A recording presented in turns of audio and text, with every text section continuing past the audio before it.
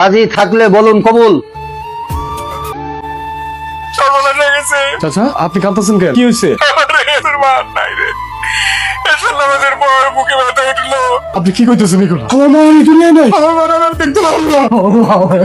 লাগাইছে মা, ওঠো না মা, দেখো দেখো তোমার আমি রাখছে মা, আমার দিকে একটা দেখো মা গো, ওরা অনেক কে ফোন দিব মা, একটু আমার কথা ভালো না মা। আবির, আন্টি লাশের সামনে এভাবে কাঁদিস না, আন্টি এত কষ্ট পাবে।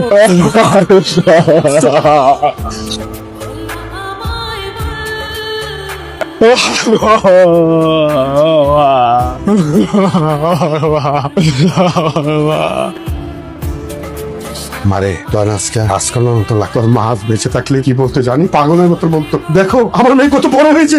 মা তো দেখছে বাবা, উপর থেকে সবই দেখছে। হ্যাঁ রে মা, তোর মা দেখছে। আমি জানি তুই খুব নার্ভাস। এক মা তোর খুব ভালো ছেলে, তোর খুব সুখী রাখ। আমার খুব বিশ্বাস তুই খুব সুখী হবি মা। এই পৃথিবীতে সবচেয়ে সুখী বাবা আমি, আমার যে সুখী আর কেউ নেই। কারণ কেন জানেন, আমার মেয়ের সংসার করছে, ঘর হচ্ছে, এর চেয়ে বড় পা আর কি হতে পারে একজন বাবার জন্য। তোমার খুশি মানে আমার খুশি বাবা, মেয়ের বেড়ে আর কিছুই চাই না। আকবর আলী ছেলে সিফাত আলীর সাথে 5,01,000 টাকা দেনমোহরে আপনার বিবাহ ধার্য করা হইয়াছে। আপনি কি এই বিয়েতে রাজি? রাজি থাকলে বলুন কবুল।